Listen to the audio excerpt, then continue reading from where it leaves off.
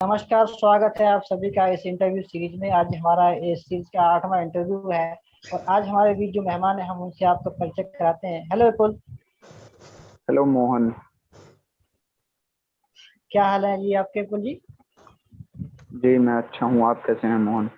जी मैं भी बहुत ही बढ़िया हूँ। तो विपुल जी बताएं जरा कुछ अपने बारे में, अपना ब्रीफ इंट्रोडक्शन। जी मैं विपुल मेरा नाम विपुल है। मैं रामलाल आनंद कॉलेज दिल्ली यूनिवर्सिटी में बीए सेकंड ईयर का छात्र हूँ। और मैं गाजियाबाद में अपने जॉइंट फैमिली के साथ रहता हूँ। मेरे फैमिली में मेरे दादा दादी, माता पिता और भाई और मैं, हम 6 जने हैं। जी।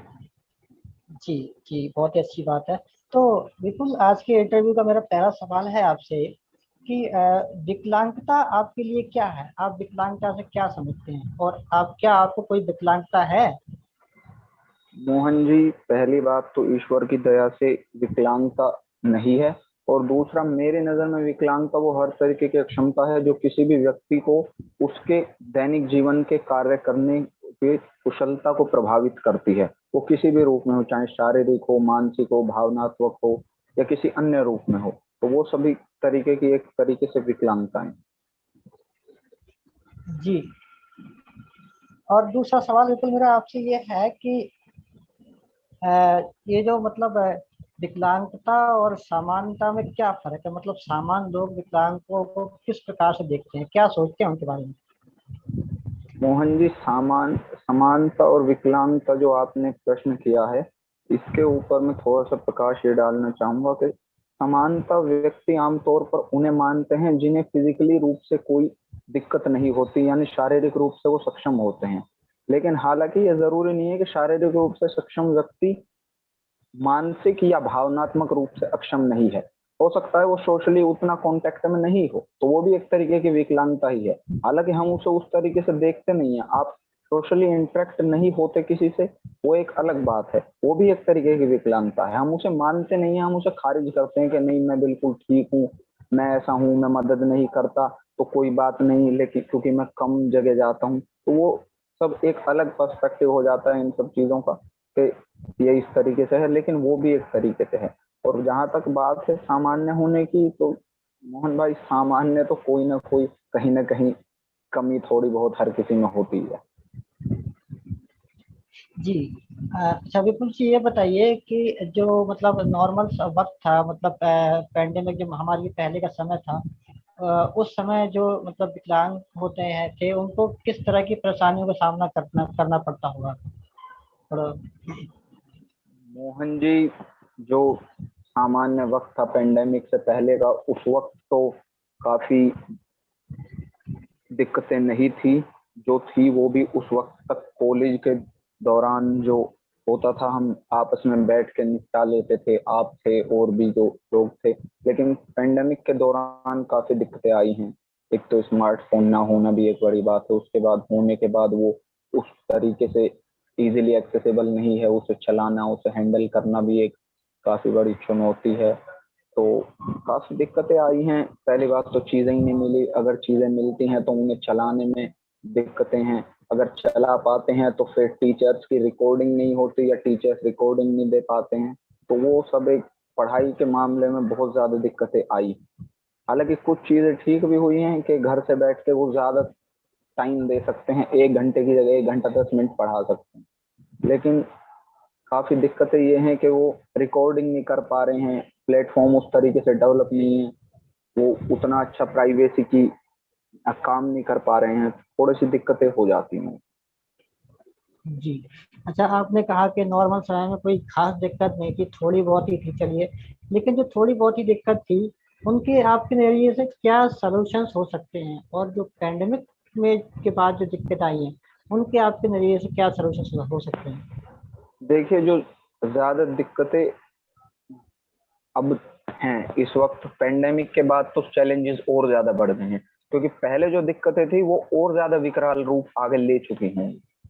क्योंकि हमारे पास इंफ्रास्ट्रक्चर की जो कमी थी, उसमें और ज्यादा कमी ही आएगी, क्योंकि बजट हमारा उतना एलोकेशन हमारा मेडिकल सेक्टर पे ज्यादा होगा और दूसरी तरफ काम करने पे कम होगा। तो उस इंफ्रास्ट्रक्चर को डेवलप करना भी एक बड़ी बात रहेगी जो डिसेबल्ड व्यक्तियों के लिए जरूरी है।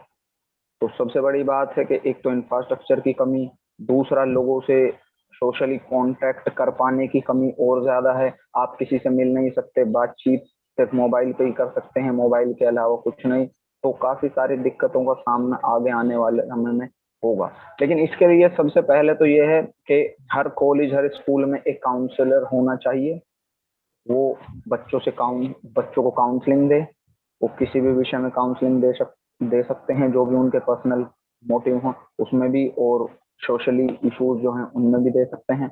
इसके अलावा थोड़ा सा सरकार को जो बजट है उसका शिफ्ट इस तरफ करना होगा कि इंफ्रास्ट्रक्चर बिल्ड करें, और जो स्मार्टफोन्स हैं या उन्हें सस्ते दाम पे मुहैया कराए जाएं ताकि सभी को वो चीजें मिल सकें। उसके बाद जो रीडर्स होते हैं या जो इलेक्ट्रॉनिक डिवाइसेस हैं उनका बेहतर तरीके से इस्तेमाल करते हुए इनोवेटिव तरीके से लोगों को वो मुहैया कराए जाएं, वो भी सस्ते दामों पे या फ्री में, जहां तक हो सकता है वो कराया जाए। तो ये कुछ उपाय अपना के सरकार कर सकती है। और जहां तक बात है मोहन भाई, ज्यादातर ये देखने में आता है कि जो विकलांग व्यक्ति हैं उनका फायदा उठा के उनके साथ ट्रेन में, बस में हादसे हो जाते हैं। तो एक थाना बनाने की कोशिश हर स्टेट में होती है कि हर एक जिले के अंदर एक थाना बने जो विकलांग व्यक्तियों के लिए फुली एक्सेसिबल हो, जहाँ पे उनकी शिकायत सुनी जाए। तो उस दिशा में और ज्यादा ध्यान देना चाहिए, और ट्राइब्यूनल्स को भी अपना काम करना चाहिए, जो निष्पक्ष और पारदर्शी तरीके से उन्हें आगे करना चाहिए, और उम्मीद है कि वो आगे करेंगे भी। जी। अच्छा विपुल जी, एक सवाल मेरा एक और है आपसे। आपको शायद पता होगा 2015 में हमारे भारत के पीएम श्री नरेंद्र मोदी जी ने जो नाम दिया था एक नया विकलांगों को, दिव्यांग। आप इससे क्या सहमत हैं, क्या समझते हैं? ये मतलब क्या सोचकर ये नाम उन्होंने दिया हम लोगों को?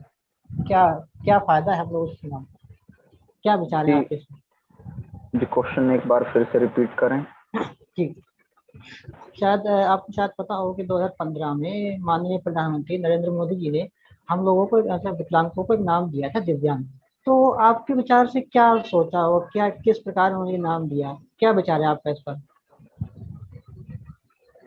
देखिए, विचार तो ये है कि जो नाम दिया गया है वो नाम देने के पीछे मकसद यही था कि जो व्यक्ति शारीरिक रूप से या और अन्य रूप से अक्षम थे उन सभी के साथ समान व्यवहार हो और वो मेन स्ट्रीम में आए, जो इन्हें नेग्लिजिबल या नेग्लेक्ट कर दिया जा रहा था।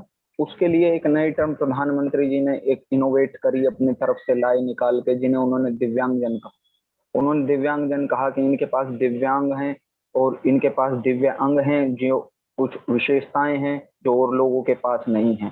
तो इन्होंने एक तरीके से ये एक, देखा जाए तो अच्छा काम था, लेकिन कहीं ना कहीं उस तबके के लिए उन्होंने सेपरेशन का भी काम किया है। वो और ज्यादा थोड़ा सा मेरे विचार में, व्यक्तिगत तौर पर मैं मानता हूँ इस शब्द के आने से जो नीतियां आई हैं उनमें थोड़ा सा सेपरेशन हुआ है।